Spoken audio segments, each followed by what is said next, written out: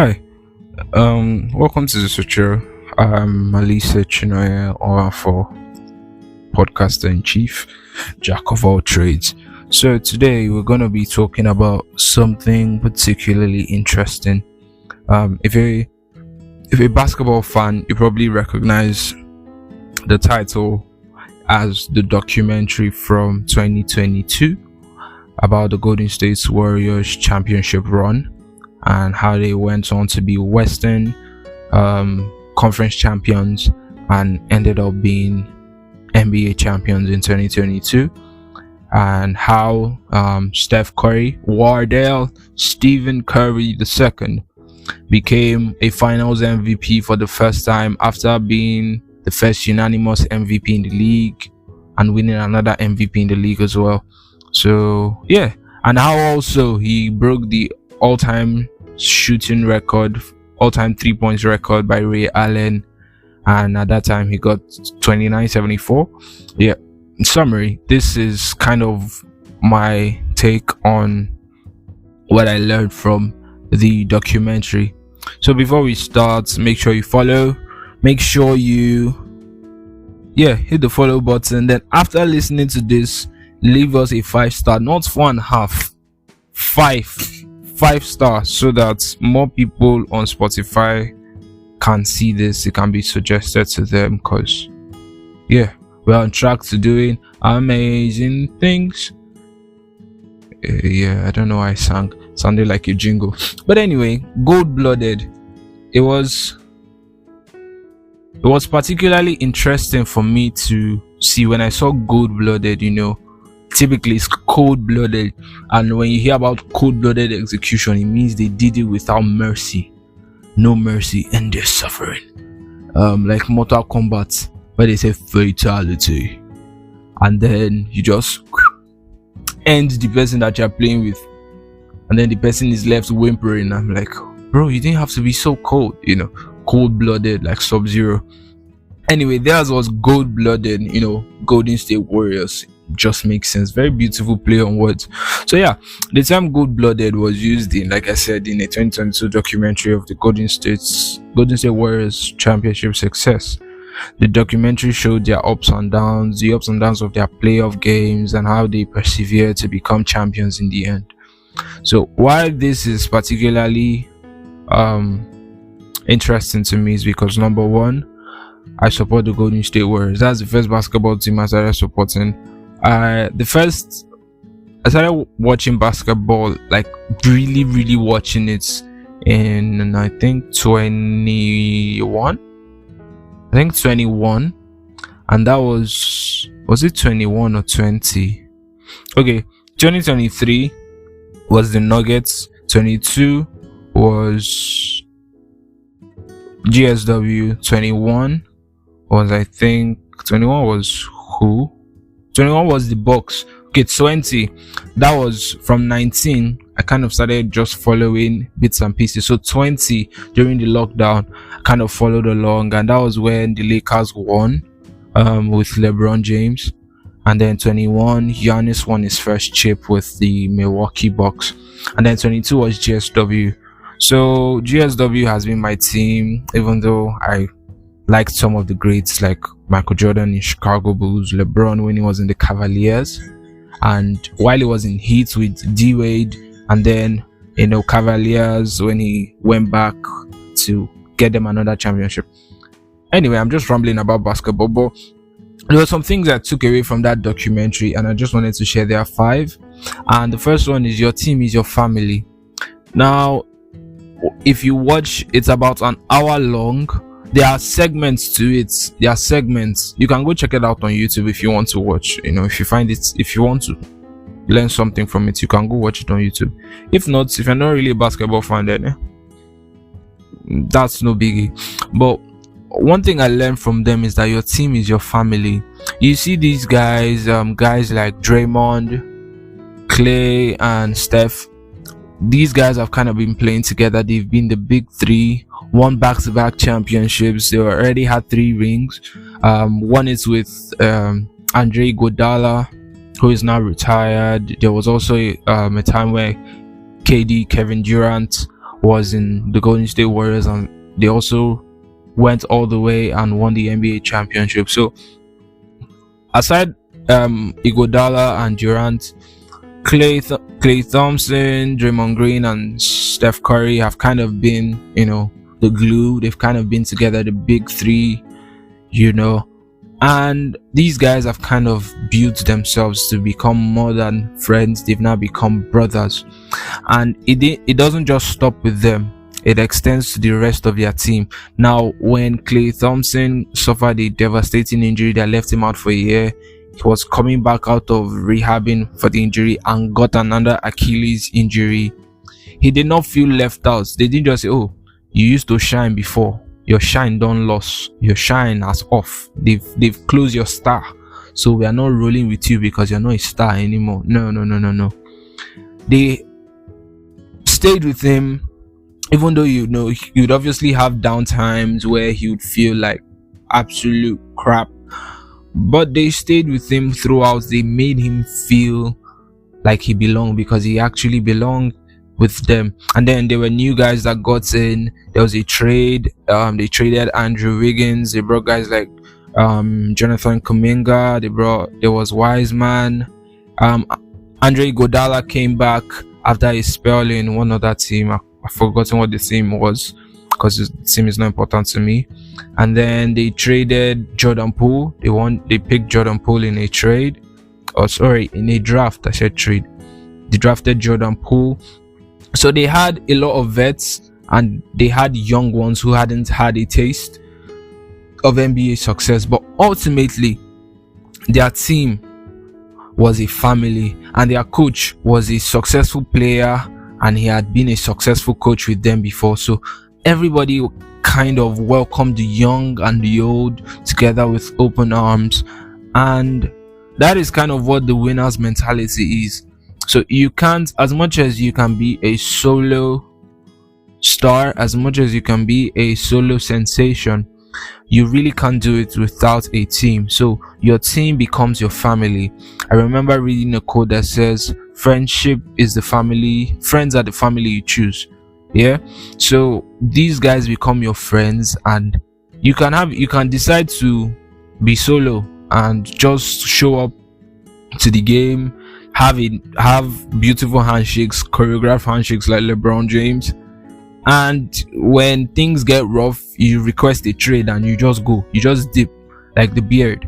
So whatever it is that you're doing, if you're really looking to win, if you're really looking to go far, to create a legacy, to create something for yourself, pertaining to career, be it as an employer or an employee, and in service too, you have to work with a team. You can't do it alone, even though they think that you can. So it becomes a choice, and you must choose to do that. It might not look like, if you do, it might not look like the world will end if you don't have a team, but it is something that would take a load of weight off your back. Another note from that documentary was, injuries are not the end.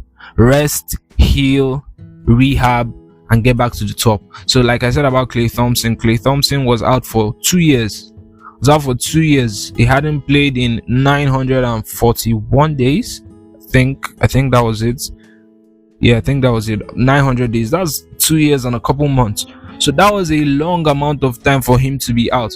But his first game back, he had points in double digits. I think 15 or 19 points, which you might look at and be like, oh, it is not that great. But for someone that hadn't played in 2 years, he was shooting from deep, was putting in some nice lanes and layups. It was actually quite remarkable. It was something that everybody was hoping to see the old Clay, see Game 6 Clay back in the mix. It was so beautiful to see. So and part of it, like I said, was the first point, that his team was his family. They looked out for him, they prayed for him, I hope they supported him, they let him in on whatever the team was doing. Even when he was on the sidelines, he went to their games and They celebrated their wins and successes with him, like he was the one that scored the buzzer beater points. I don't know why I got lost for words there. So they just made him feel welcome, and then he had to rest. Like I said, rest, heal, rehab. So if you remember the Bible very well, it says that God rested on the seventh day, not because God was tired, but God was putting a template for man. Man works from rest, and at the same time, God understands that rest is important, or rest is crucial, so that rest is more of a time of recalibration, so that you go back, take as they'll say in my local church, take special seasons of devotion, so to say. Take time to, like a retreat, take time to go and recalibrate and reorganize, put everything in order again. Essentially, that's what I'm trying to say. So rest, heal the wounds that were opened by trauma, by some hurt, negative words that people said, broken relationships either caused by you or by the person that was in it, broken friendships, actual physical injuries, emotional scars, of course. Take time to rest and heal, and healing comes when you open up. Physical wound, you have to dress the wound. You won't just hide it or tie a tourniquet on it to just hold the blood in. It's going to get infected at some point, so you need to clean it up, probably stitch it, or just wrap a band-aid on it, put some bandage and probably a band-aid, then take that one out and put something else. So it goes the same for emotional wounds. You don't just swallow it in, you don't just swallow it up. I think they swallow it up, not swallow it in, whichever one it is. You open up to people, trusted people that can actually get you the help that you deserve. That is the healing. Rehab, after opening up, you kind of take time to meditate, you pray, you call your team together, for work. If you're an employer or an employee, you call them, you pitch, you kind of get words from them, read things about what you want to do and where you are headed, study, build, grow, all the things that happens in rehab, and then get back to the top. After all these things, after rest, heal, and rehab, you need to come back like nothing, like you never left. And people are like, I thought this guy was on the sidelines, like for you. Like, I'm back like I never left, baby. Anyway, and the third one is, I'm gonna wrap this up quickly. The third one is, winning is more than just getting a chip. It's a lifestyle, it is a mentality. And this is something that Draymond mentioned. He said, it's not just about being called champion because you won a chip or you became MVP. You see that when you have the honor of being called champion, it means that you can put your best, you can be at your best when things get tough. So that is what being a champion is, in essence. And this thing, you'll probably be like, oh, this guy is trying to school us. And I'm not trying to school you, I'm schooling myself as well. It's kind of cliche when people say that this message is not only for you, it's also for me, but it's not far from the truth. I'm also schooling myself. So being a champion means that we can be at our best when things get tough, and that is quite admirable, in all honesty. And the fourth is, be teachable so that you can be able to teach. So Draymond, Clay, and Steph, when they were younger, they had to learn from Andre Iguodala. Steph had to learn from their coach as well. Their coach had played with greats like Michael Jordan and Tim Duncan of the Bulls, Chicago Bulls, and San Antonio Spurs respectively, and had won 5 rings as a player. So they had to learn from his wealth of experience and wealth of knowledge. And being able to learn from him, or being teachable, gave them the opportunity to teach others. So when the young ones came in, like Wiggins, Jordan Poole, Wiseman, Kuminga, when they came in, even Andre Iguodala when he came back, because these guys have submitted themselves to learn from their coaches and from the greats. Steve Kerr was coached by Greg Popovich, who's still coaching to this day. He's coach of San Antonio Spurs, and he has now gone on to become a great coach because he was also teachable. He was able to teach them, and because they were teachable, they were now able to teach the young ones, which ultimately led to their success. Yeah. So the last one is, do not be intimidated by other success, learn from them. Now Steph was obviously cooking. I call him the chef. He was obviously cooking. He was in his bag, as the kids say these days. He finally won the finals MVP. So imagine if his teammates were threatening, like, why does Steph have to be front and center of this? They're all on the team, and if Steph is putting up 47, 50 points, it's for them. He might get some extra recognition, when he played the All-Star game, he dropped 15 3-pointers. He made 15 3-pointers, which is the most in an All-Star game, and won the first All-Star MVP trophy, the very first. It might look like he's front and center, but ultimately he's doing it for the good of the team. So if they were intimidated, like him and Klay Thompson are called the Splash Brothers. So if one half of the Splash Brothers was intimidated, like, why is Steph having to put up all these records and I'm on the sideline? No, I can't take this.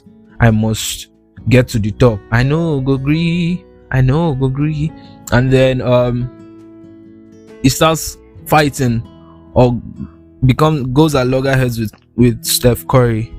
The team will be in shambles. So many times the reason why we can't win is because we are intimidated by the success of others. And this is not something that if you're on this table, good, means I'm on the table, so I'm breaking the table that I'm on. I used to be the winning guy.